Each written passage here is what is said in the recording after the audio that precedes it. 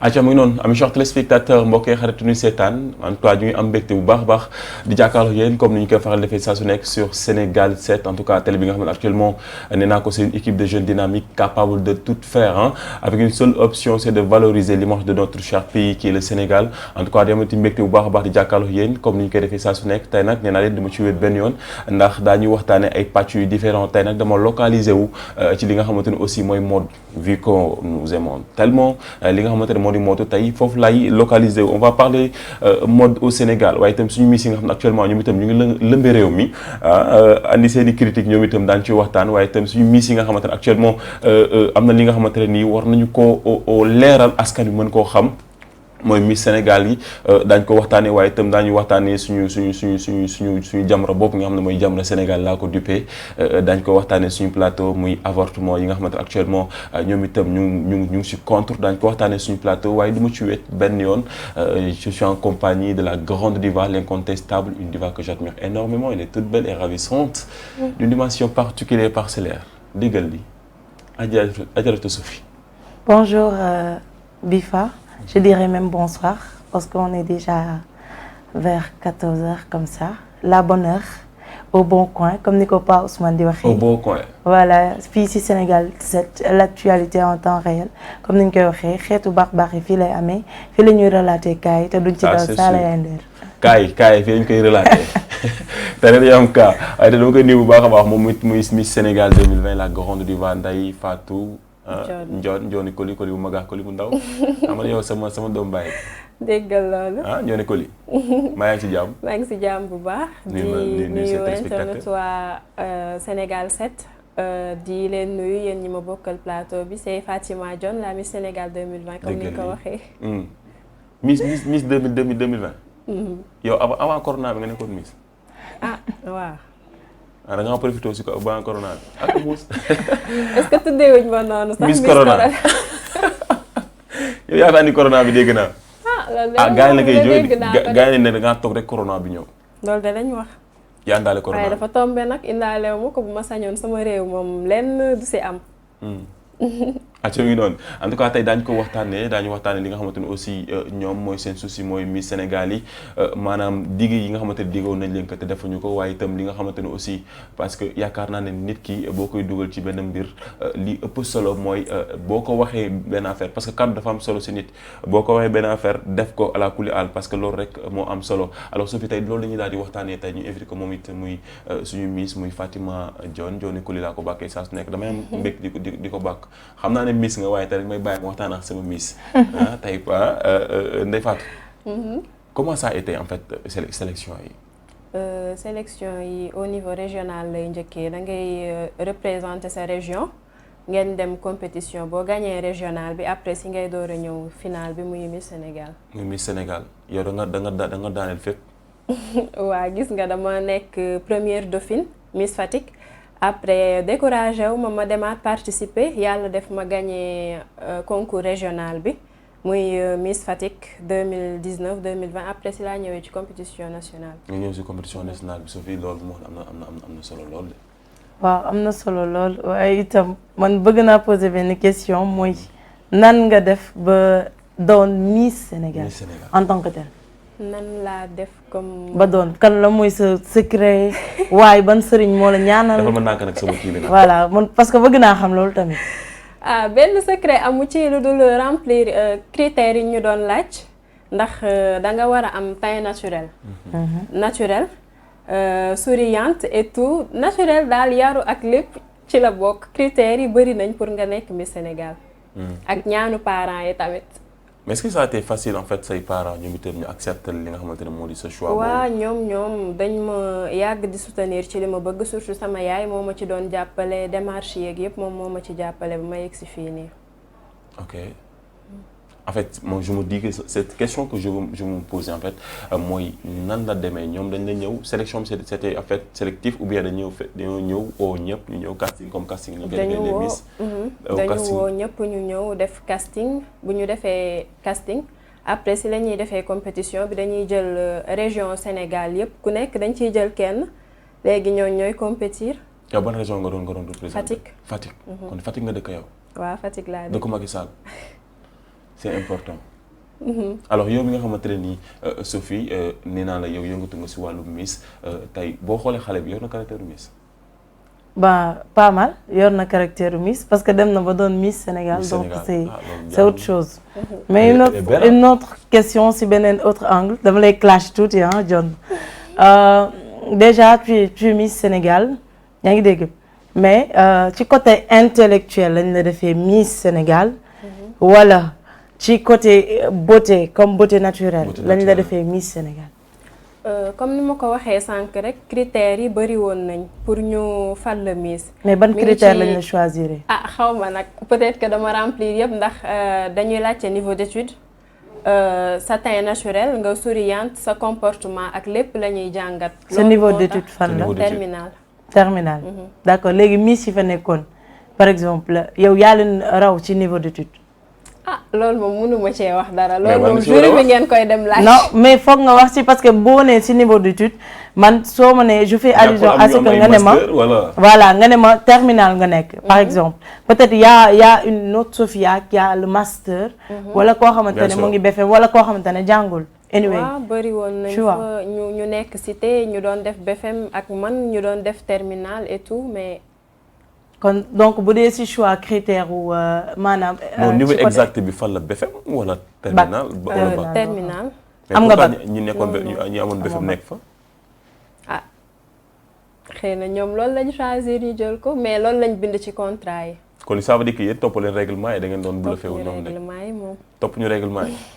alors man loolu aussi loolu dañ ko waxtaanee parce que itam dafa am solo parce que mu ngi koy wax wàllum éducation bi nga xamante ne ni ñu ko jëlee aussi parce que caractère bi leen di jëlee dafa am solo aussi nga leeral ko Sénégalais parce que ñoom ñoo leen di seetaan parce que tamit Miss Sénégal rek dafa diis dafa même vague na mais aussi dafa diis parce que y a Sénégal y a beaucoup de femmes qui sont belles naturellement alors bu ñu tànnee donte am na caractère soit que du ñu jël ko xeesal maa ngi koy dégg dépigmentation duñu ko jël duñu jël aussi ñi nga xamante ne aussi tamit xaw ma am nañu doom wala mais alors ça c'est beaucoup de caractères yoo xamante ne dañ koy tànn ci parce que am na ñoo xamante ne sax dégg naa retiré nañ seen i couronne ndax dañoo dem ba changé waat seen couleur peau maanaam xeesal dañoo def xeesal seen yaram alors je me dis que bon voilà y a beaucoup de caractères yoo xamante ne nii ñoom itam daan nañ si pointer seen i doigt alors yow bëgg nañ xam exactement yan caractère la ñu jëlee. yaa comme ni ma leen ko waxee sànq xam nga man mënuma ni lii ak lii la ñu gis ci man ba jël ma parce que jury bi ñoom ñooy concerté wu ci seen biir. non dañoo bëgg a xam exact niveau d'étude. wala niveau de beauté nee na la amul bac. amul bac. voilà non année bi def ma BFM parce que dama feebaroon juste après sama sacre dama feebaroon ba mujjuma def bac. mujjoo def bac. ok en tout cas am na solo daañu ko waxtaanee suñu plateau. léegi bi Fatou a touché un autre point. parce que tu as parlé de beauté nga ne Sénégal ñëpp dañoo rafet. toutes les femmes sont belles quand elles se maquillent comme moi. parce que gis ñu toog sax naan Miss Sénégal bi la ñu jël. comprendre nga mais moom da ngay dégg Miss Sénégal bi genre gars yi naan bi muy jooy dafa ñaaw ñun mënuñu ko xool. waaw ñii naan c'est tout à fait un problème Miss Sénégal comme coronavirus. tu vois dans les réseaux sociaux nit yi di la clash. di wax que ne da nga ñaaw. et man bon personnellement je vois pas ça tu es naturelle. tu es belle man gisuma loolu tu vois. elle est belle donc parce que man je pense que ne la beauté d'une femme fii la. mais le pourquoi ñuy insister si da nga ñaaw bi. lan en fait ci photo bi la wala dañ la gisul live and direct wala lan la. xëy na ci photo bi la tamit jooy benn jooy moom rafetul jooy bu jóge ci xol moom. rafetul. benn jooy rafetul lu jóge ci xol nga kontaan ak li nga ci doon dégg ñii di la encourager. ñii di la décourager loo. ñu woo sa tour ne la yow yaa gagné Miss Sénégal bi xam nga loolu dafa fort. benn jooy rafetul surtout bu jóge ci xol. xëy na tamit ñoom seen gis-gis rek la ñu wax ndax ku nekk ak ni ngay gisee beauté rafet taaru nit ku nekk ak ni nga koy gisee. alors avant loolu condition de vie ñoom ginnaaw bu ñu leen jëlee def leen sélection ba pare dañ leen dugaloon ci ab dañuy amal jox logement wala nu mu demee noonu. après sama sacre. non jëlaluñ ma dara samay autorité région ñoom ñoo ma jël en charge jëlal ma hôtel une semaine. ku ci nekk sa autorité région moo lay jàppale. normalement après sacre bi comité bi ñoom ñoo lay jël en charge sa lépp ñoo koy yore mais ñoom defuñ ci dara de. samay autorité daal ñoo ma jàppale. maanaam ñi ko organisé defuñu ci dara. defuñu ci dara. alors loolu aussi inconvénient la boo xamante ne ni yéen tamit moo waral débat bi maanaam digle yoo xamante ne ñoom itam defuñu ko. mu nekkoon loo xamante ne franchement du lu ñuy apprécier parce que nga jël ay doomu jàmbur sax laay wax ñoo xamante ne aussi Sénégal la ñu dëkk donte mën naa ne liggéey la non. liggéey la ci yéen. liggéey passion la rek. passion la. alors ñu jël leen andi leen ci benn bërëb yaakaar naa ne am na moyen leen war a entretenir defuñu ko loolu mu nekkoon loo xamante ne franchement moom ngeen di ñaawte en plus dégg nañ ngeen ne defaluñu leen dara.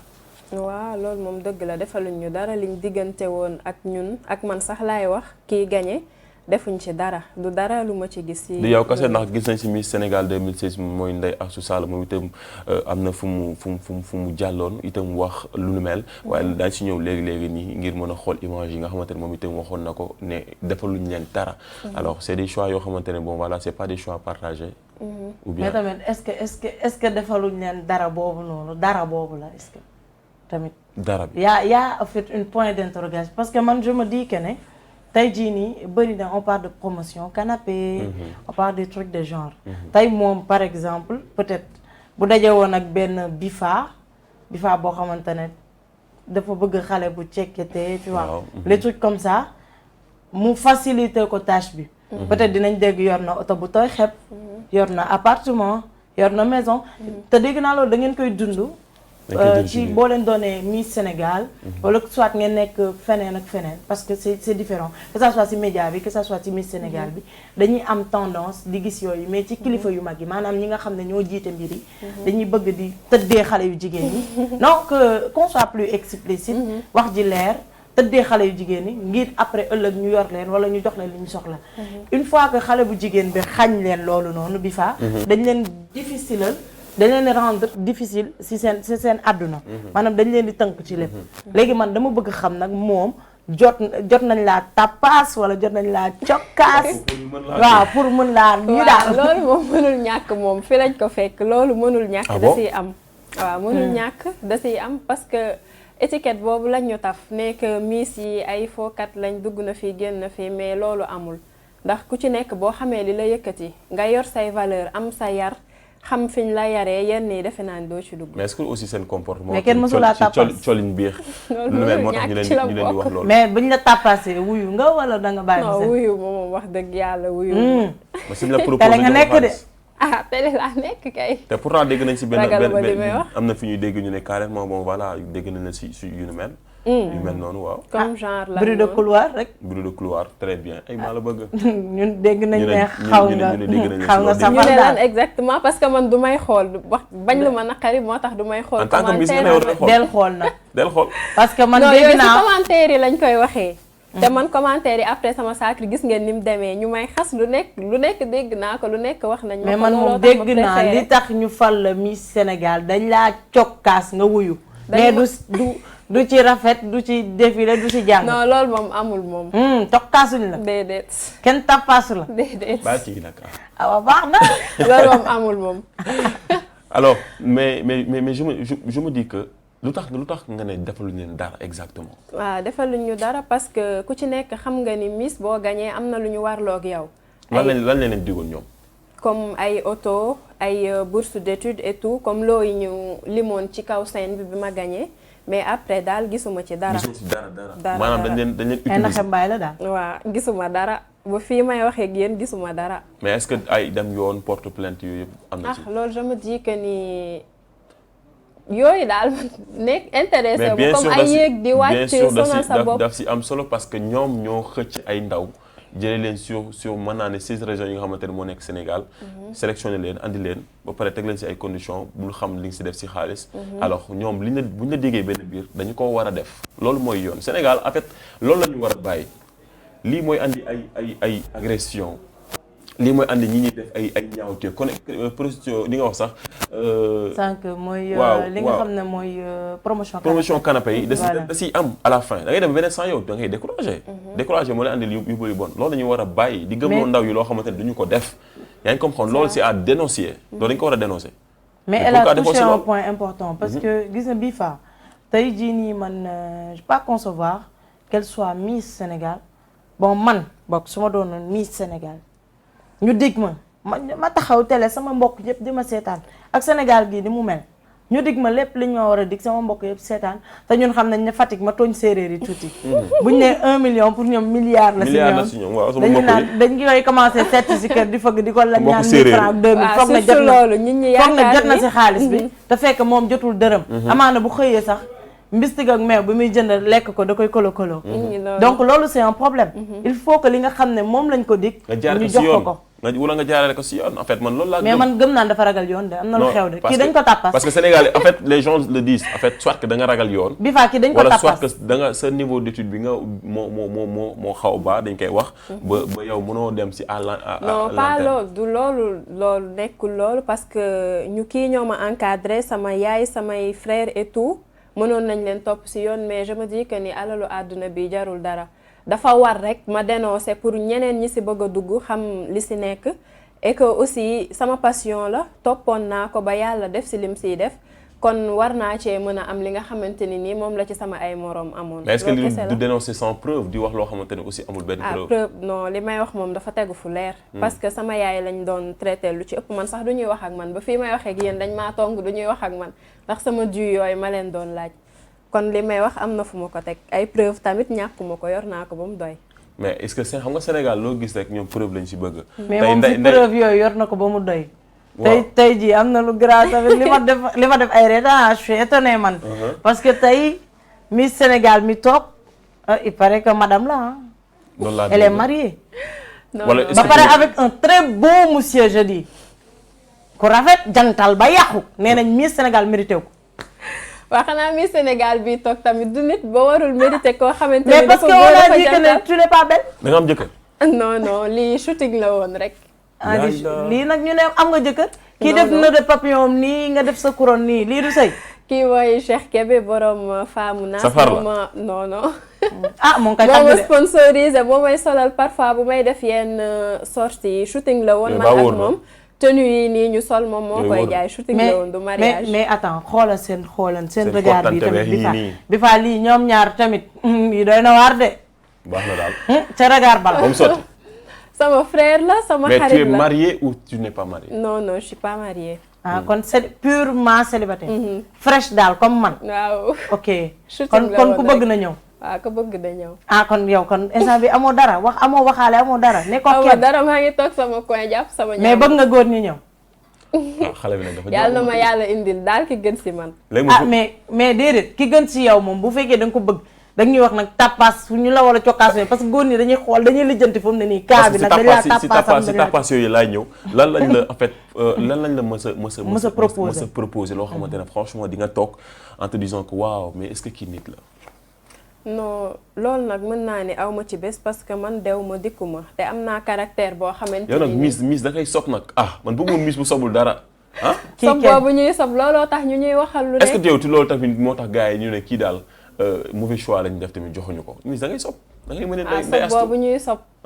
waaw gis nga Ndeye Astou Sall. Ndeye Astou Sall dafa sob. Miss Sénégal 2016. gis naa ko. pareil essai dépigmenté. sap nekk si coulisses su Dakar yi di toj réew mi. di fël-fëlaale yow du ma la gis si soirée. am na droit def lu bëri am na droit def lu ko neex parce que nekkatul Miss. am na droit def lu ko neex. waaw nekkatul kon yow tey par exemple boo nekkatul Miss. am nga droit def lu la neex. waaw am na def lu la neex man quand je parle def lu da ngay dem tappaasante cokkaasante ànd ak nit yi di fël-fëlaale.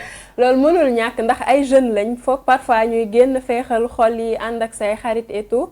boo déggee ma ni def lu la neex du ci côté bu négatif mais ngay ànd ak say xarit di féexal sa xol di génn affaire yooyu yëfu jeune daal. yëfu jeune.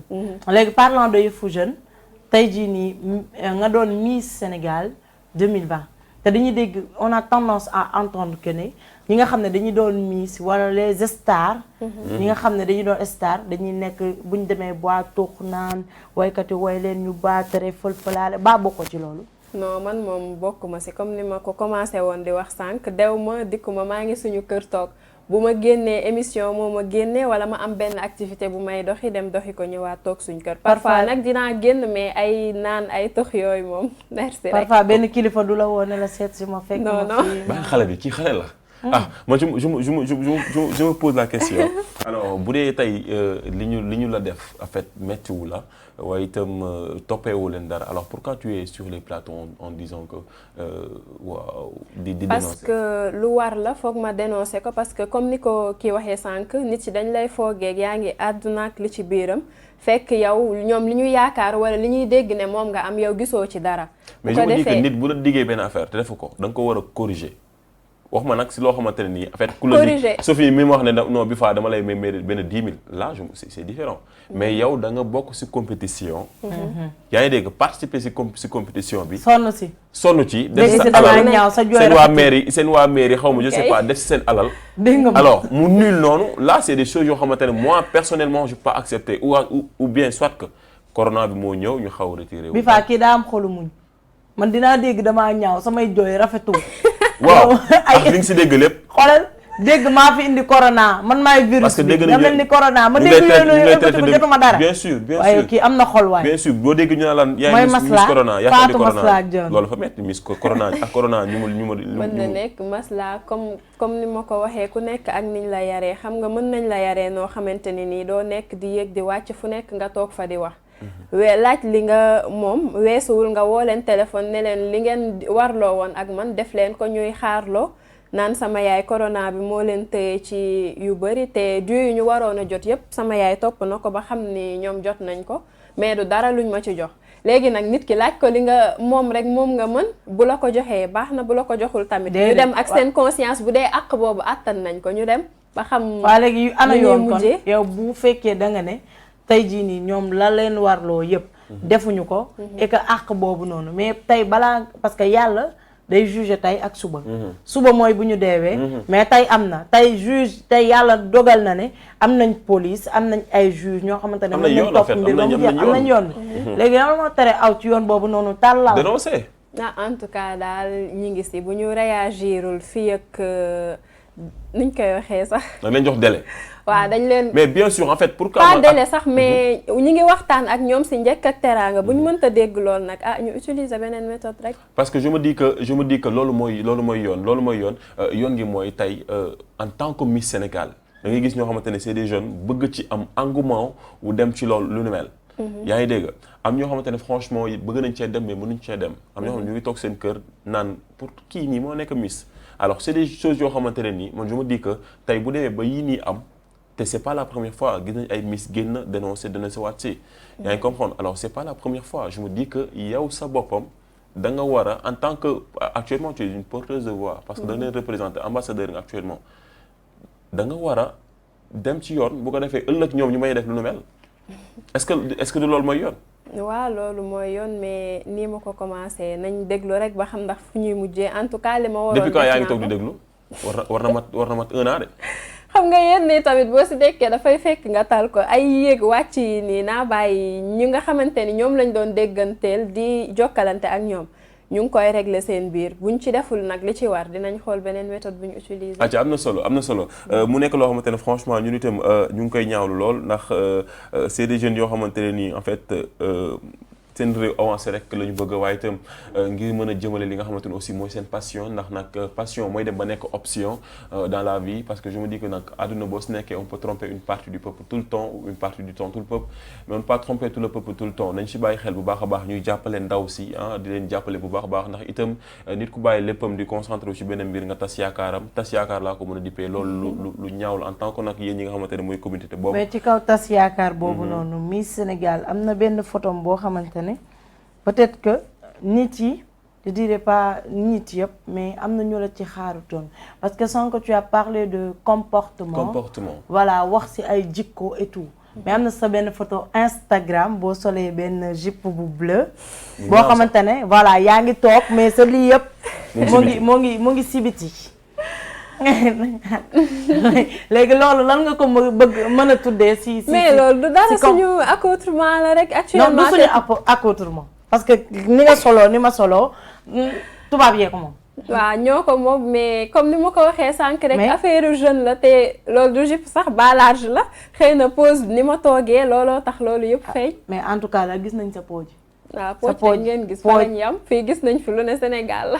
ah waaw yow mais yow comme parlons de tey jii nga ne si jikko ci comportement si solin par exemple tu as parlé de ça sans que yaa ko relaté sa biir kàddu on va pas t'attendre à ça par exemple mais lii dara nekku si comme ni ma koy waxee dara nekku ci mais suba baa doo ñu defal bikini non loolu moom du ma ko def moom xam nga cuisse rek moo feeñ leneen feeñul fii Sénégal la te yaakaar naa ni gis nañ fi yu gën a graaw yi nii gën a graaw solo lu la neex waaw te nit yaakaar naa doo ko juger si accoutrement am et tout li dara nekku si d'accord kon boo soloon bikini par exemple on te juge pas sur sa bikini bi nga sol non buñ ma si juger te loolu sax nag dama ko dul sol doo ko sol c'est sûr adna mënul dox ba dara jaay la ba nga sol bikini daal kii sama mbokk la kii di sol yooyu kii gën a mais sa mbokk la mais ñun ñoo gis poojami pooj dara nekku si pooj moom dara nekku si day may góor ñi génn comme yow genre yaa ngi nii def à la garçon def teinte mais man xam nga yow par exemple tu as parlé de comportement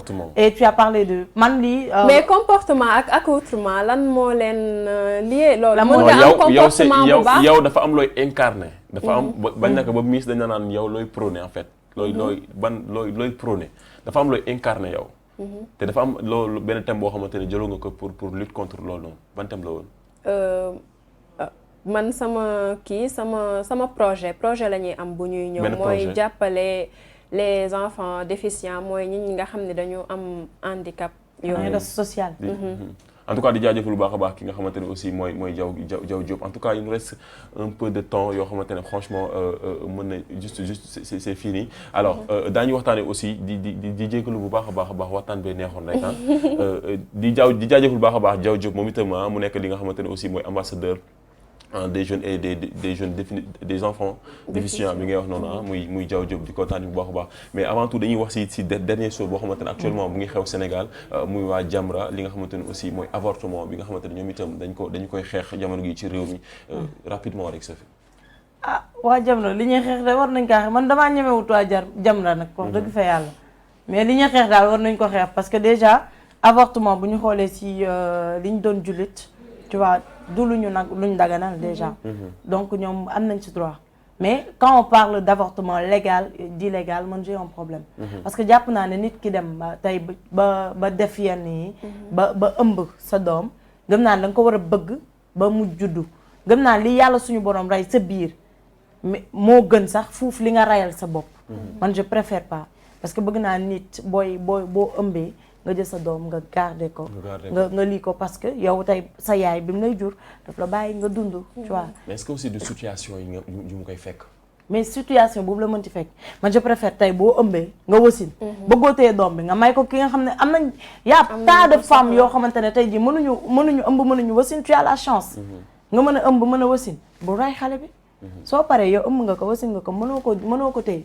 nga may ko nga yóbbu ko orphelinat y a des maisons yoo xamante ne dañ fay yóbbu ay xale mbala nga dem ba ci buntu kër jàmbur sax nga sonné ba nga lii nga teg xale bi dinañ ko jël téye ko vraiment alors est-ce que neex na ñu maanaam ñu violer la nga nekk si ay sale état ba pare bëgg a téye xale boobu noonu loolu moom neexul liñ naan doomu viol da nga koy xool sa xol bi di jeex et tout mën naa ni moo leen di pousser ci yenn yi mais jaru ko ndax yàlla moom bu demee ba def dara am na lu tax te comme ni ko kii waxee bu yàlla defee dara da nga koy accepter liñ naan yàlla jaamam bu mu bëgg moom lay teg nattu da nga koy accepter nga jël ko bu fekkee judd na mënoo koo yore avortement ak dara bu mu la ci fekk boo ko mënul yore nga dem orphelinat yi ñi ngi fi ñi mënul am doom ñi ngi fi comme ni mu ko waxee rek ñu defee ko noonu dafa du manque d'éducation tey man du ma wax cadre manque d'éducation manque d'assistance la parce que tey ki nga xam ne dañ ko violer dañ ko war a assister tu lui parles nga ne ko nii la àdduna nii la taxawee nii bul defee delloo ci waat xelam mais je peux pas comprendre Sénégal tey buñ la violer xam lan lañ yàkkamti cas bi ils se mettent à dire doomu jiw bi de dañ koo ëmbal dégg naa dañ ko violer nijaay bee ko def papa bee ko def nangam bee ko def alors que ne il est préférable doomu diw boobu nga bàyyi ko xelam ñëw ñuy toog di waxtaan ak moom di ko assister ba doom ji juddu parce que tey gëm naa ne ki nga xam ne dañ ko violer déjà bopp bi nekku fi benn xel bi day dem war nañ ko ut ku ko assister pour wax ak moom mais ñun Sénégal duñu assister ñun dañu tàmm nit même bu accident amee dañuy snap commencé ah nii la deewee de nii la accidenté nii la ëmbee nii la wasinee.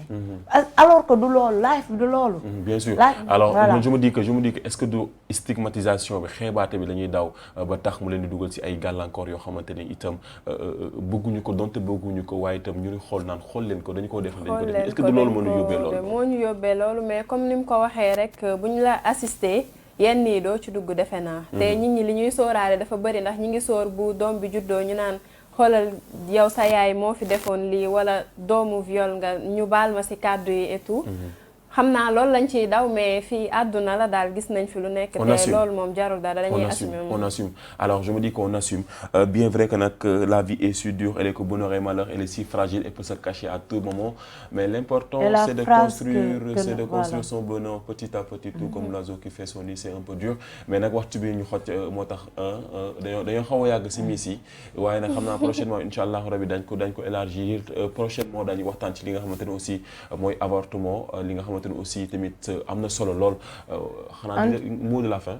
en tout cas benn conseil laa joxe d'abord muy que suñu yaay booy yi la plupart dañoo tàmm bu xale ëmbee ñu ne njëkkee woo ko fi te doo ko fi mujjee tu vois wala nit tey jii nii nekk ci benn sale état loolu ba ci ko bëgg ko ngénte ci ay affaire donc man dama leen di jox conseil tey nga doon jigéen tu t'assumes toi-même parce qu'une femme se forge à partir de 15 ans tu te forges toi-même tu te forges comment tey da ngay defaraat sa anam xam lan nga war a def lan moo tax ñu indi la ci société bi nan nga war a doxalee kan nga war a waxal ñan nga war a fréquenter ak nan nga war a defee loolu laa am loo xamante ne dama koy sànni sama mot de la fin nag mooy maa ngi remercier ki nga xam ne moom ma maquillé muy code make-up nekk fële ci Yoff waaye itam ki nga xam ne moo jaar ci wat bi muy Imo voilà yaa ngi belli ni nga xale Pikine di waxee léegi robe bi moom Go Fashion moo ci jaar comme d'habitude mes ongles c'est Diarra de la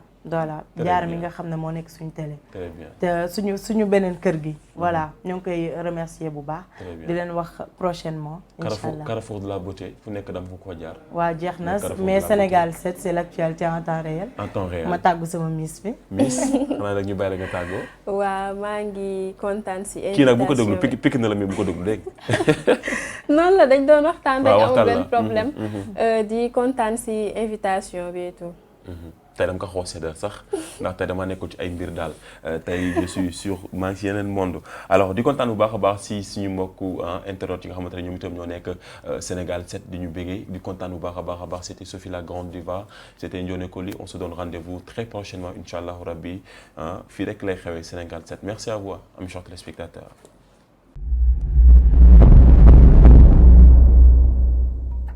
cheetetetet mais yow sawaay yow fu ñu la fekk yaa ngi ci kanamu ordinateur bi wala sa kanamu tablette ba sa téléphone portable lu xew mais damay lire ay information waaw xoolal boo bëgg am ay information yu leer nañ et en temps réel duggal ci www.senegal7.com ay information yu wóor man de maa ngi application Sénégal 7 lépp lu xew dama koy jot ci sama téléphone ci tàng bi te nag application Sénégal 7 am ko yomb na da ngay dugg ci Play Store wala Apple Store nga télécharger ko rek xam li xew ci réew mi ak la xew ci bitim réew te nag dara du la ci umpu. Vous voulez des informations en temps réel? Cliquez sur www.senegal7.com. Sénégal 7, le roi de l'information en temps réel.